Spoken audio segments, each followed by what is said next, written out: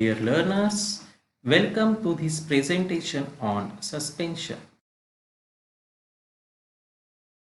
After this presentation, the learners will be able to define suspension, will know the qualities of a good suspension, and differentiate between flocculated and non-flocculated suspension.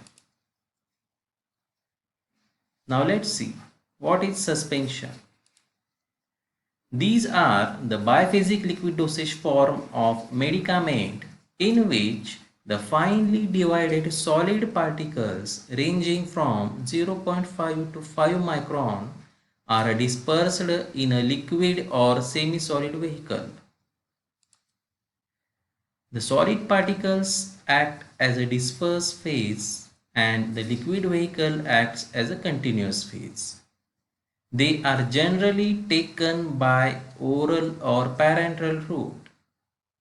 Suspensions are also used for external application. Now let's see what are the qualities of a good suspension. The first quality is it should be chemically inert. The second quality of a good suspension is the suspension should pour readily and evenly from its container. The third quality of a good suspension is it should settle slowly and should be radially redispersed on gentle shaking of the container. The fourth quality of a good suspension is it should be free from large particles which spoil its appearance, gives a gritty taste to oral preparations and also cause irritation to sensitive tissues when applied externally. And the last quality of a good suspension is the suspended particles should not form a cake.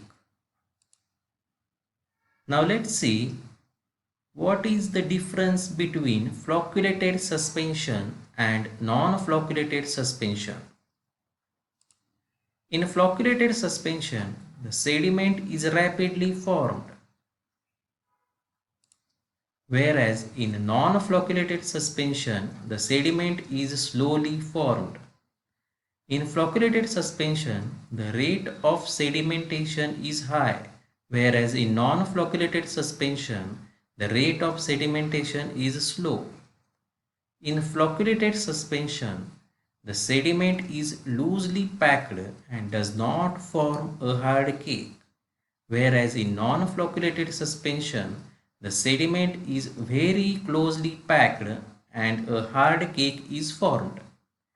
In flocculated suspension, the particles form loose aggregates and form a network-like structure, whereas in non-flocculated suspension, the particles exist as separate entities.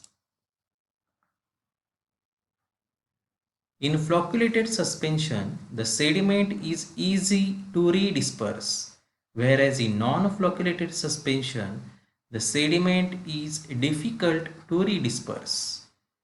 In flocculated suspension, the supernatant liquid is clear, whereas in a non-flocculated suspension, the supernatant liquid is not clear.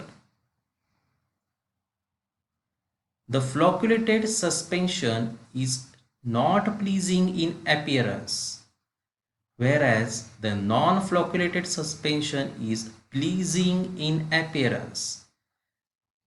In flocculated suspension, the floccules stick to the sides of the bottle, whereas in non-flocculated suspension, the floccules do not stick to the sides of the bottle. Thank you for your patience listening. Keep learning.